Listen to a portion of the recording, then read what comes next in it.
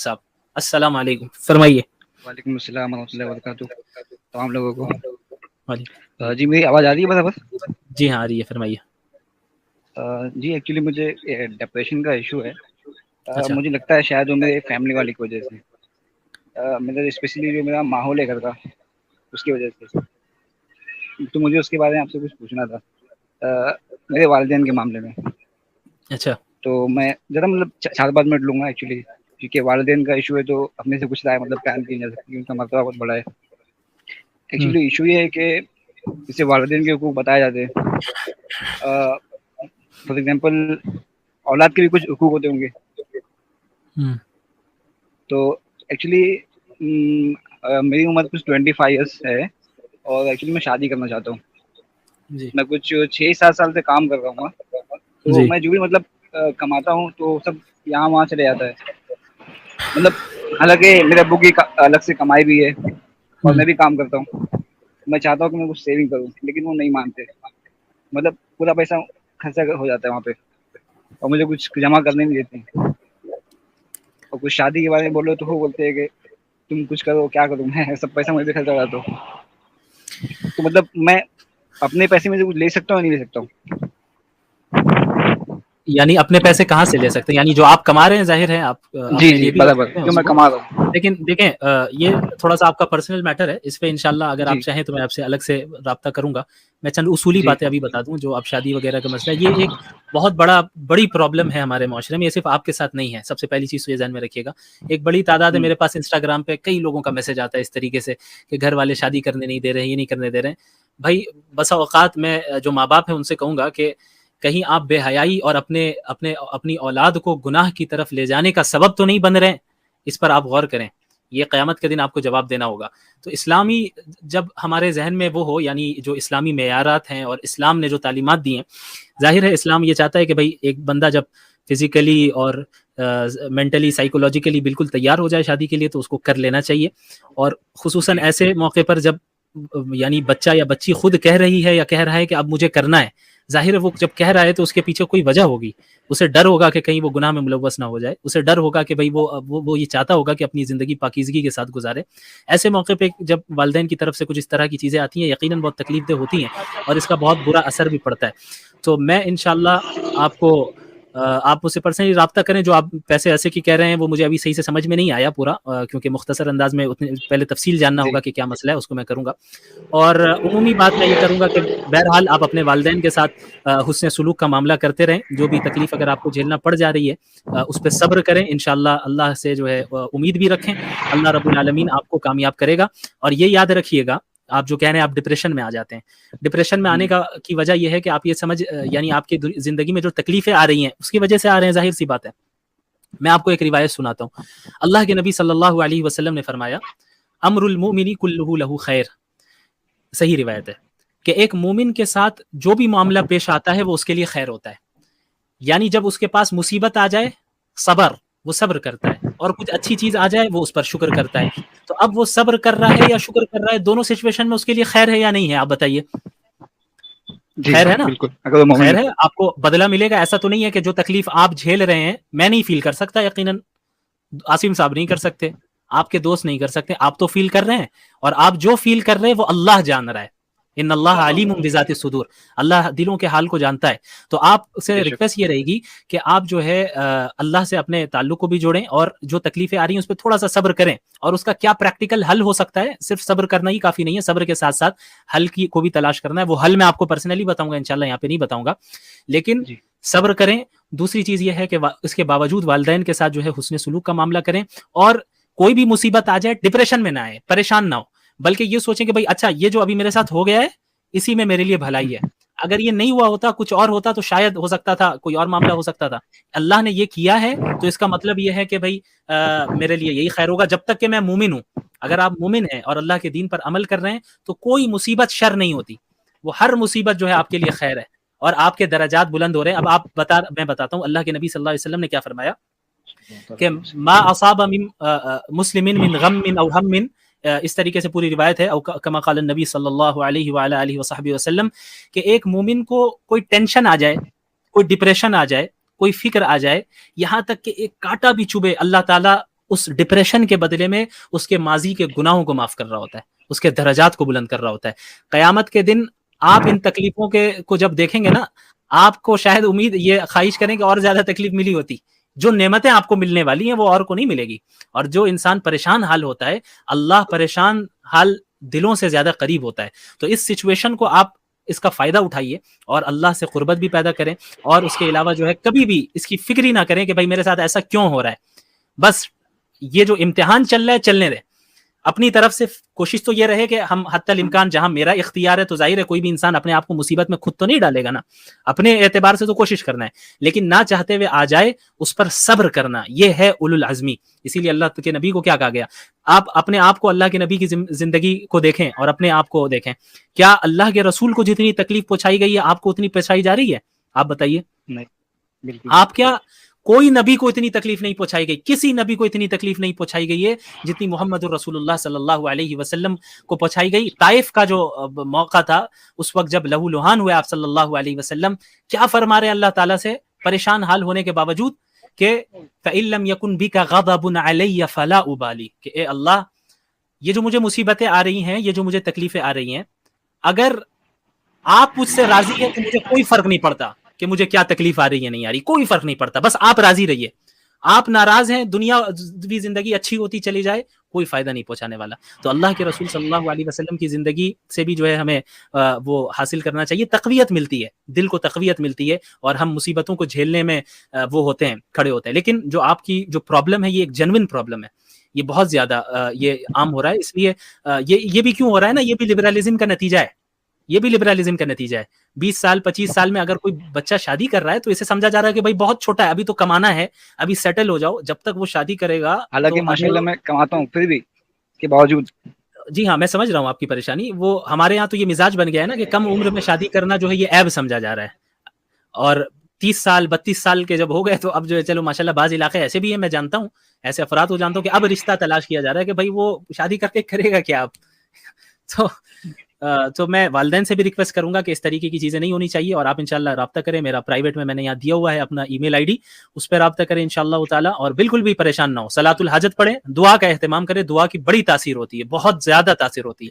دعا اور پریکٹیکلی عمل دونوں چیزوں کا ہونا ضروری ہے. بعض لوگ صرف دعا کرتے ہیں، عمل نہیں کرتے. بعض لوگ صرف عمل کرتے ہیں، اسباب کرتے ہیں، دعا نہیں کرتے. اسلام نے دونوں کو ملایا ہے، اللہ کے نبی نے دونوں کو اختیار کیا. تو آپ کو یہی ہے میرے لیے سجیشن. تھوڑی لمبی گفتگو ہو گئی، باقی حضرات جو ہے میرے خیال سے وہ اکتا نہ گئے ہوں میری جو ہے یہ تقریر سے، اس لیے معذرت چاہتا ہوں. بہت لمبا وقت بھی ہو گیا، آخری کالر بھی تھے آپ. بہت شکریہ، آپ تشریف لائیں. جزاک اللہ خیرن. اب ہم چلتے ہیں اسٹریم کے اختتام کی طرف. تو سب سے پہلے ہم جو ہمارے مفتی عبداللہ منہاج صاحب ہیں ان سے کہیں گے کہ آپ چند اختتامی کلمات فرمائیں. ماشاءاللہ بہترین اسٹریم رہی، اور آپ کی تو ابتدا ہے، انشاءاللہ آئندہ سے سارے معاملات آسان بھی ہو جائیں گے، لیکن بہت بہتر رہی. اللہ تعالیٰ اس کو قبول فرمائیں. بہت بہت شکریہ. بہت شکریہ، جزاک اللہ خیرن. اچھا ایک چیز میں ابھی بتاؤں گا، انشاءاللہ پہلے اختتامی کلمات ان حضرات سے لے لوں، اس کے بعد پھر میں کرتا ہوں. ابو تراب صاحب. جی ابو تراب صاحب. جی الحمدللہ بڑی بہترین جو ہے وہ اسٹریم رہی، اور آپ کو بتائیں پرسنلی جو ہے سننے میں جو ہے وہ کافی مزہ آیا. ایک مطلب جب بھی کوئی کالر آیا. آ رہی ہے میرے پاس آ رہی ہے. میری آواز آ رہی ہے آپ کو عاصم بھائی؟ جی آ رہی ہے. جی آپ کی آ رہی ہے. عاصم بھائی کی بھی آ رہی ہے. کوئی ایشو ہے؟ چلیں آپ کر لیں، بات کر لیں ابو تراب صاحب. جی مطلب پرسنلی بتائیں تو ایک جب بھی کالر آ رہا تھا تو اس میں جو آپ پوائنٹس رکھ رہے تھے اتنے زبردست ہیں اور علمی انداز سے بھرے ہوئے تھے کہ مطلب سن کر ایک بھی منٹ ایسا نہیں لگا کہ مطلب یہاں پر بیٹھے ہیں یا پھر ذہن کہیں اور جا رہا ہے. پورا ذہن جو تھا وہ یعنی آپ کی باتوں نے جو ہے کیپچر کر کے رکھا ہوا تھا. تو ماشاءاللہ اسی طریقے کی جو ہے وہ اسٹریم کے منتظر رہتے ہیں، اور آج جو ہے وہ ساتھ میں شامل ہونے کا موقع ملا. اس پہ آپ کا بھی بہت بہت شکریہ، اور اللہ تبارک و تعالیٰ کا بھی شکریہ کہ اللہ تبارک و تعالیٰ نے ایسی جو ہے وہ سعادت جو ہے نصیب عطا فرمائی. اور باقی اللہ تبارک و تعالیٰ سے دعا ہے کہ اسی طریقے سے جو ہے وہ ہماری اسٹریمز جو ہیں وہ ہوتی رہیں، اور ہمیں اللہ تبارک و تعالیٰ ہمارے منہج پر جو ہے وہ قائم رکھے اور ہمیں استقامت دے، تاکہ ہم آگے بھی جو ہے وہ اسی طریقے سے کرتے رہیں. جزاک اللہ خیر. جزاک اللہ خیر، بہت بہت شکریہ آپ کا. اتحاد صاحب. جی میں تو بہت لیٹ میں جڑا تھا، لیکن آپ نے جو سوالوں کے جواب دیے بہت ہی آسان، میں کہوں گا کہ لینگویج بھی دیے کہ سب کو سمجھ میں آ گئے ہوں گے ماشاءاللہ. بہت زبردست ٹیم رہی ہے، جو بھی آیا سب زیادہ لوگ مطمئن ہو کر ہی گئے ماشاءاللہ. بہت بڑی صحافت ہے. الحمدللہ محض اللہ کا فضل ہے اور دیگر حضرات کا اور مجھے تعاون ہے. میں جی شکر گزار ہوں کہ آپ کے ساتھ میں پہلی بار میں بیٹھا ہوں، اور لگتی میں بھی یہ بڑی نعمت مانتا ہوں، کیونکہ میں جہاں پہ بھی علم ملتا ہے تو میں وہاں پہ پہلے جانے کی کوشش کرتا ہوں. اللہ نے آج آپ کے ساتھ میں موقع دیا، اور آپ سبھی الحمدللہ. حضرات کے ساتھ بیٹھنا میرے لیے بہت بڑی سعادت کی بات ہے. جزاک اللہ خیرن، تشریف لاتے رہا کریں اسی طرح انشاءاللہ. جی اب ہمارے خاص عاصم افتخار صاحب حفظہ اللہ تعالی ورعاہ، جی حضرت کیا فرمائیں گے السلام انشاءاللہ؟ علیکم. وعلیکم بہت السلام. شکریہ آپ لوگوں کا، اللہ پاک کا، اور ہمارے جو ناظرین ہیں ان کا بھی.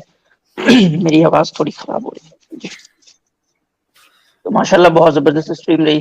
عبداللہ منہاج صاحب، ابو تراب صاحب، سب لوگ یہیں پر ہیں، اور بہت عمدہ گفتگو آپ کی بھی ہوئی. مفتی یاسر صاحب تشریف لائے تھوڑے وقت کے لیے، اور جو اہم پوائنٹس تھے لبرلزم کو سمجھنے کے لیے خاص کر کے آپ نے وہ بیان فرمایا. اور یہ مطلب انٹرسٹنگ چیز یہ بھی ہے کہ دیکھیں کہ ایسی اسٹریمز نا بہت کم ہوتی ہے جہاں واقعتاً آپ چیزوں کو اس کی جڑ سے سیکھنے کی کوشش کرتے ہیں.